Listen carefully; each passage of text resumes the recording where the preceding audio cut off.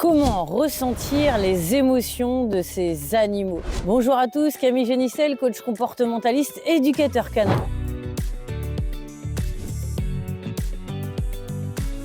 Auteure, conférencière et formatrice, et je vous accueille dans ce super cadre dans la nature évidemment, puisque cela nous correspond. Alors bien sûr, on se demande souvent comment ressentir les émotions de ces animaux. Alors je l'ai vu, il passe derrière moi. Donc, je peux vous assurer que ressentir les émotions de ces animaux est quelque chose d'extrêmement facile, et surtout ça nous permet de ressentir nos émotions à nous. En effet, ils sont nos miroirs. Miroirs, je veux dire par là, c'est que quand on n'est pas bien, en général, ils sont pas bien non plus. Lorsqu'on est stressé, ils sont stressés. Par exemple, là, ils se demandent ce que je fais.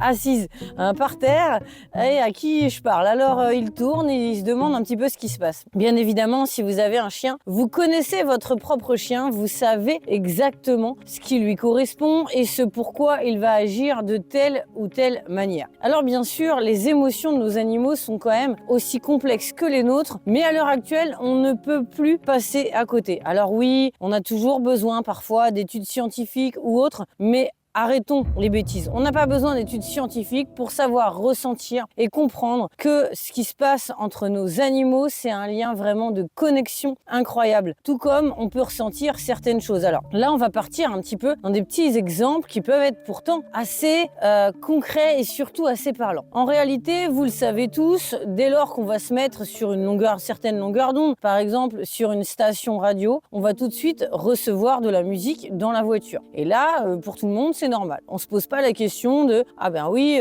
tiens, je me mets sur cette longueur d'onde-là, a priori, je reçois de la musique, il n'y a rien d'extraordinaire. » Sauf que c'est parce que on le sait et on le voit depuis le début. Ça nous paraît normal, mais ça ne l'est pas forcément non plus. En réalité, vous vous rendez compte, c'est quelque chose qui est, si je puis dire, mort, c'est un objet, l'autoradio par exemple, les antennes ou autres, qui va nous permettre de capter, de recevoir évidemment certaines musiques, certaines longueurs d'onde pour qu'on puisse ensuite les entendre, pour qu'on puisse écouter de la musique. Vous vous rendez compte qu'entre deux, entre l'autoradio et la station qui émet, mais aussi entre l'autoradio et nos oreilles, qu'est-ce qu'on voit? On voit rien. Donc, par exemple, si on est encore basé sur les études scientifiques et si on se demande, ou si on se dit souvent, moi, je crois que ce que je vois. Si tu crois que ce que tu vois, on est mal barré, si je puis dire. Pourquoi? Parce que, tout simplement, il y a tellement d'autres choses qui se passent qu'on ne voit pas, ça risque de nous limiter énormément. Et on est capable, évidemment, d'entendre et de ressentir des choses, même une musique qui se passe comme ça entre la station émettrice et puis l'autoradio et nos oreilles, sans qu'il se passe rien entre deux. Eh bien, c'est exactement la même chose avec nos animaux. Nous, on est des êtres vivants, donc à la limite, c'est encore plus logique que d'accepter qu'il va pouvoir se passer des choses, on va pouvoir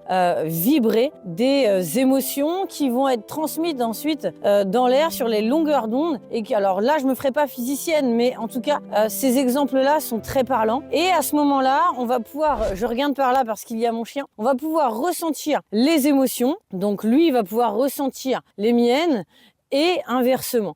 Et à ce moment-là, c'est plus trop compliqué de savoir et de comprendre qu'en réalité, un échange est possible. Il suffit de se baser sur les mêmes ondes vibratoires, sur les mêmes longueurs d'onde. On sait qu'il y a des longueurs d'onde. D'ailleurs, on les appelle comme ça, que ce soit pour les stations radio, que ce soit lorsque, justement, on veut communiquer avec une personne via un téléphone. Vous imaginez un petit peu. En fait, grâce à un téléphone, on peut communiquer à distance, sans que ça se voit entre deux, il n'y a pas de fil, il n'y a rien du tout, avec la personne et la seule et unique personne avec laquelle on aura voulu communiquer dans le monde entier. Vous vous rendez compte? Alors évidemment, à ce tarif-là, on peut se dire que c'est facile pour deux êtres vivants, très proches l'un de l'autre et qui ont un lien vraiment très puissant, en permanence dans la nature ou même au quotidien, on vit ensemble. On s'aime énormément, en plus il y a un attachement qui se crée. Nos cellules sont habituées à se sentir, à se ressentir, à ressentir la chaleur quand on lui fait des câlins ou autre.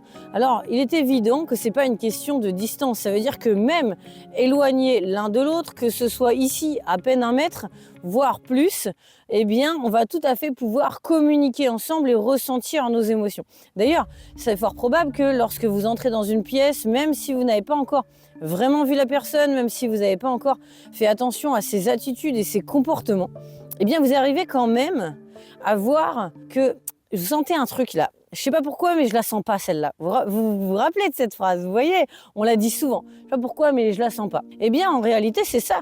C'est tout simplement qu'on va pas être sur la même longueur d'onde. On ressent un truc qui est pas bon. Alors peut-être que cette personne sur le moment est pas bien, peut-être qu'elle est triste, peut-être qu'elle est en dépression, peut-être que tout simplement elle prépare quelque chose, mais on va avoir ses ressentis. Tout comme lorsqu'on rencontre quelqu'un et puis que l'on se dit ah oui, eh bien effectivement, là, on est vraiment sur la même longueur d'onde. On utilise des mots, on utilise des phrases comme celle-ci sans même comprendre ce que ça veut dire. Quand on parle de longueur d'onde, on parle réellement de longueur d'onde. Et pour le coup, c'est quelque chose qui est extrêmement intéressant à voir et à comprendre parce que, bien sûr, à partir de là, tout est possible. On sait qu'on peut échanger, communiquer, que ce soit à distance ou dans le réel. Et ça, c'est pas une question de physique ou de grosses études scientifiques. Il suffit de le voir et de le savoir. On va le ressentir. De la même manière qu'on va se dire, tiens, je sais pas, son comportement est bien, mais j'ai l'impression que mon chat est pas bien aujourd'hui. J'ai l'impression que mon chat, il y a quelque chose. On le sent pas forcément qu'au niveau du comportement. Alors bien sûr, il y a des choses qui se passent de manière plus concrète pour nous, de manière plus scientifique. Mais je pense qu'on peut d'ores et déjà quand même se dire que on peut le ressentir. Et je sais que si vous regardez cette vidéo, c'est que vous aussi, vous ressentez cela avec vos animaux. C'est que vous aussi, vous êtes très proche d'eux. Et alors à partir de là, on va pouvoir créer vraiment énormément de choses et comprendre en fait ce qui peut se passer entre eux et nous et établir un lien de confiance et d'amour. Et d'arrêter d'être peut-être sur des choses un peu plus superficielles, même si elles sont extrêmement intéressantes, comme de l'éducation canine ou autre, mais être plutôt sur du ressenti et être avec ce qu'ils vivent. Bah ouais, parce que nos animaux, ils vivent, ils échangent avec nous et ils captent tout cela. Et alors eux, contrairement à nous, ils n'ont pas été vraiment biaisés par notre culture ou autre. Eux, ils vont être capables de capter toutes ces émotions et tous ces sentiments de manière beaucoup plus simple. Alors, en fait, comment ressentir les émotions de ces animaux ? Tout simplement, en arrêtant d'écouter tout le monde, toute la société qui va vous dire que oui, mais ça n'existe pas, mais en réalité, il n'y a pas de preuves scientifiques. Si on attend des preuves scientifiques pour ressentir des choses ou pour voir les choses, on n'est pas arrivé. Il y a des choses comme ça qui ne s'expliquent pas. Maintenant, on les observe. Moi, en tant que comportementaliste, je les vois très souvent. J'ai vu dans beaucoup de familles des animaux qui avaient développé la même maladie que leurs êtres humains. J'ai vu des animaux qui avaient développé les mêmes pathologies, même mentales, que leurs êtres humains. Et pourquoi ? Parce qu'ils sont connectés. Alors en effet, ça peut s'expliquer par mimétisme, si on veut, mais il y a des choses qui se passent où j'ai vu, par exemple, un cheval hennir très fort au moment où son copain, l'âne, avec qui il a vécu pendant plus de 15 ans dans le même pré, est mort à des kilomètres de distance. Donc là, très honnêtement, il y a un moment donné où on ne peut pas passer à côté de certaines choses. Et si vous voulez ressentir les émotions de vos animaux, il suffit de commencer par ressentir vos propres émotions, sachant qu'à l'heure actuelle, évidemment, on vit dans une société où ces émotions-là sont de plus en plus difficiles à cerner parce qu'on est beaucoup.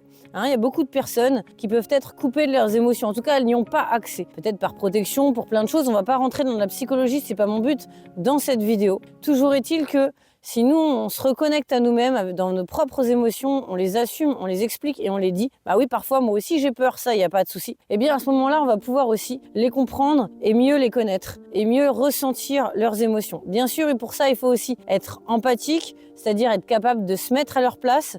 Et n'allons pas penser que ce ne sont que des interprétations humaines, non, parce qu'évidemment, automatiquement, on va pouvoir communiquer entre nous et ça s'explique très bien, comme je l'ai dit dans cette vidéo. Surtout, pensez bien à prendre votre petit cadeau, surtout à vous abonner à la chaîne, j'ai encore plein de vidéos surprises pour vous, à me mettre un petit pouce pour me motiver. Merci beaucoup.